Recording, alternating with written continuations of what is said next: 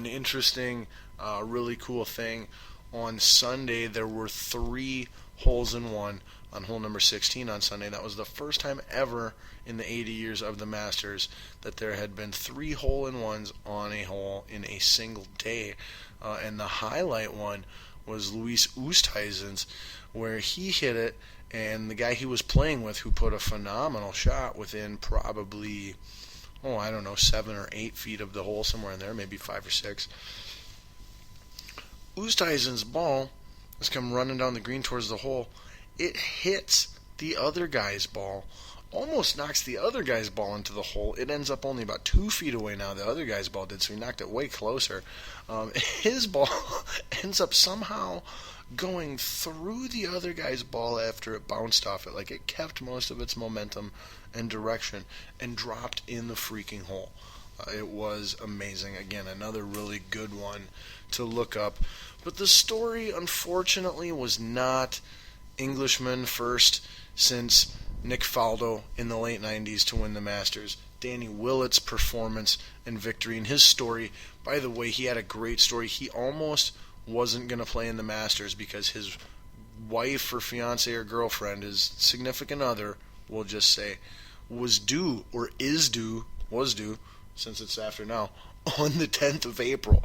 I didn't look to see how that turned out, if she was still pregnant yet when he won on Sunday, if they had a C-section, I don't know how they went about that. I just saw that, he had very much considered not even playing in the tournament because of that, and now he sure is glad that he did. Like I said, he is from England, the first golfer from England to win since Nick Faldo in the late 90s. But what everybody's going to remember is not the winner's performance. What everybody is going to remember is the defending champion's unforeseen meltdown and falling apart on that back nine. Most of us who are familiar with Jordan Spieth, who have watched him play, we saw those 2 bogeys coming out on 10 and 11, and we just thought, he's still got tons of room. He does this all the time. He's going to get his stuff together. He doesn't fall apart, even though he's a super young, extremely young man. He's like 22 years old. He's got, a remarkable focus and mental toughness, and you don't see him beat himself. That's one of his big strengths that I always preach. And those first couple rounds were an example, especially that first one, where he wasn't out there hitting eagles. He didn't have a single eagle. He just went out there and didn't make any bogeys, and tallied up the birdies that he got when it was all said and done. And that's how he's been winning tournaments the last year, 2 years, as well as anyone in the world, as a matter of fact. But it was painful to watch him melt down. But honestly, I will make a confession that I was watching the Masters on Sunday, and up until that point, I was starting to get to where I was checking out.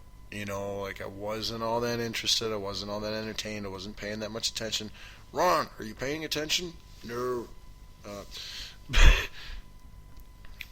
But all of a sudden, Spieth got those back-to-back bogeys, and it was like, oh, okay, well, yeah, I guess I won't change the channel yet. I'll see this play out, and then all of a sudden, boom, in the water, and boom, in the water again. Just, whoa, what is happening? Oh my gosh, is this for real? Like, is this really going on? And if I'm thinking that sitting at home, I can only imagine what it is like to have to be the one to deal with that, like Jordan Spieth was this past week. But so our condolences to Jordan Spieth, a phenomenal human being, an exceptional golfer. He will bounce back. This won't wreck him. He'll be winning tournaments again this year, probably at least one of the remaining 3 majors. But unfortunate that he wasn't able, to let his best decide the outcome of the tournament, as it has done so often over the past 2 years. And he comes up short to Danny Willett. Congratulations, Danny Willett, on your first ever green jacket. So we'll take one final quick look at the Masters leaderboard for the record. Your winner again, Danny Willett, posted a 5 under for the tournament. And again, that was he was even par going into that final round because he shot a 67, which is 5 under. So there you go. He really won it on Sunday. Unfortunately, everyone remembers Spieth finishing +1 on Thursday or on Sunday with the huge. How does he finish +1 on that round with that terrible back nine?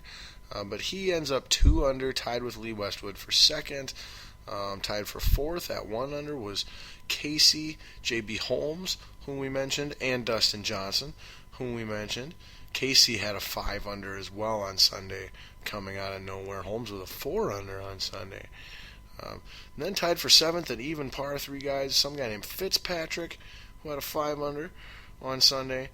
Some guy named Kjeldsen and Hideki Matsuyami, who we're familiar with, who was +1 on Sunday. And then tied for 10th in a 5-way tie. We had Justin Rose, who we talked about, Berger, not sure who that is, Rory McIlroy, Brandt Snedeker, and Jason Day. And then some notable names who missed the cut. My pick, Vaughn Taylor, unfortunately, that bummed me out. Phil Mickelson missed the cut. That was a little surprising. Charles Schwartzel, also surprising. Tom Watson, not surprising, in his final Masters appearance ever. This was the last time he will ever play in the Masters tournament. So happy trails to Tom Watson. Ernie Els, as you can imagine when you 6 and 7 putt.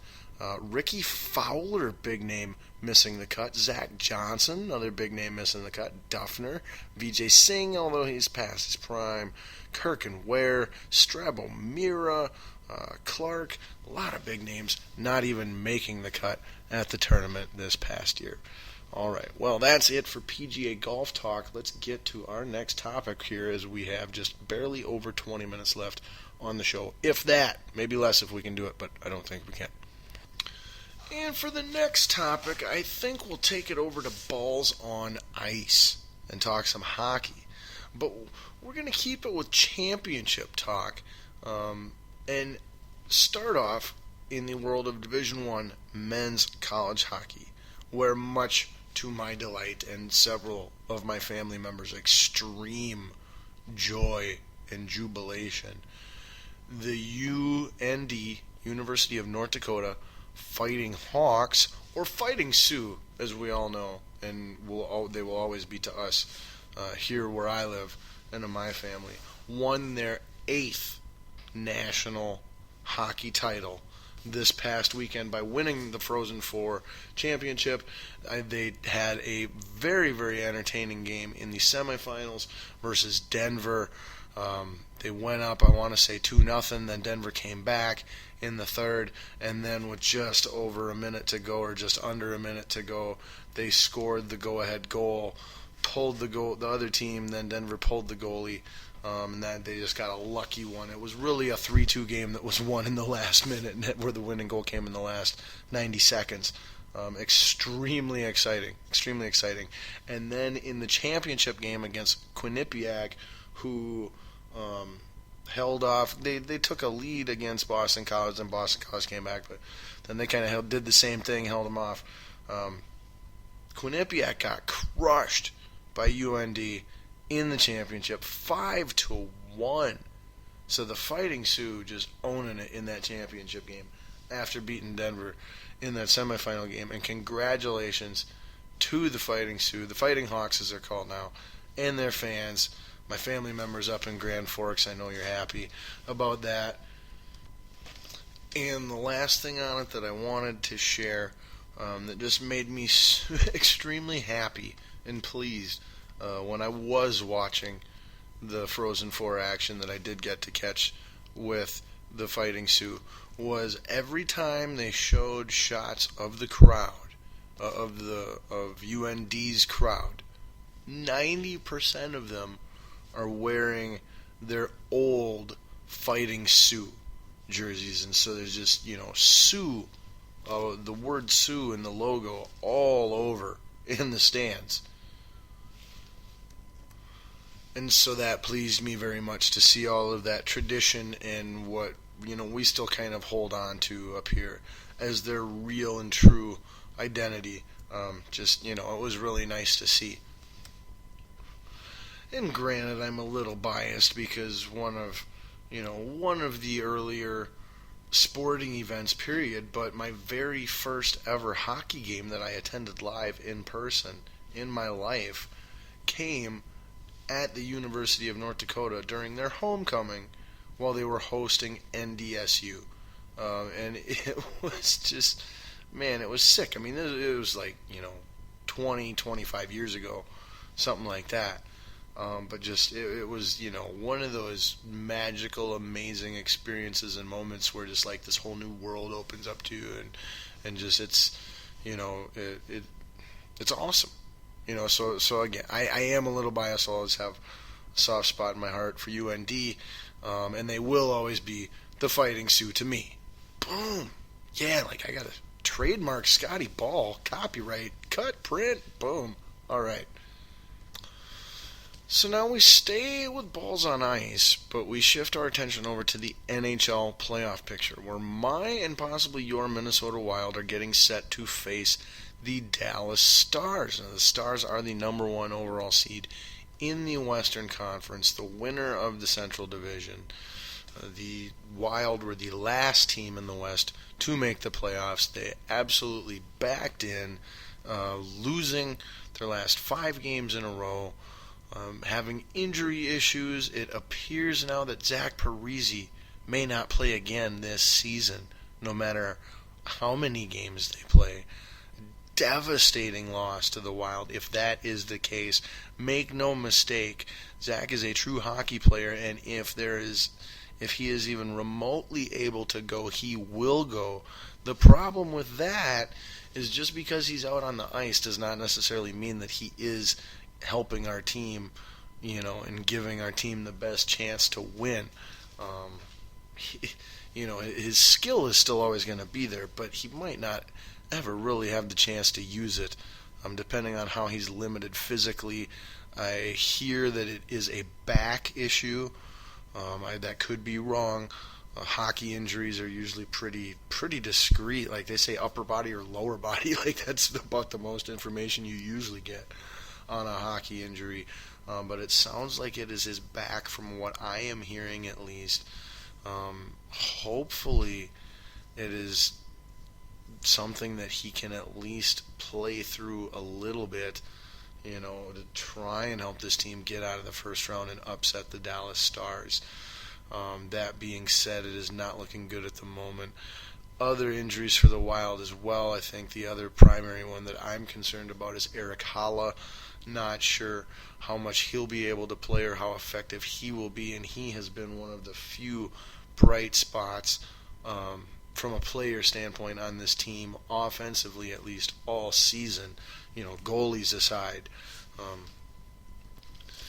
And make no mistake, those aren't the only 2 injuries that the Wild are facing right now, but I don't have time to give you the complete list, and those are the 2 I think that really could have a big impact on their chances to advance past the first round of the playoffs. Now we're going to do just a quick breakdown of the Dallas Wild matchup, and then we're going to get to looking at the entire playoff picture and giving you my predictions. We've already went over the injuries for the Wild. We've went over the losing streak for the Wild. We know how good the Stars are. The Stars can score. Here is where we're going to focus on our hope of the matchup. There is a chance that the Wild could win. Because 8 seeds beat 1 seeds in hockey in the playoffs all the time. Like, it's not that uncommon. It's not like the NBA where it never happens. No, it happens. Okay, so it's totally possible, first and foremost. But where the matchup isn't that bad of a matchup is this. Dallas is definitely, their primary strengths are, in my opinion, their scoring, first and foremost. And then they're a fairly athletic team. They're more physical than the Wild. That doesn't take much, but they're fairly fast too. They might not be as fast as the Wild when the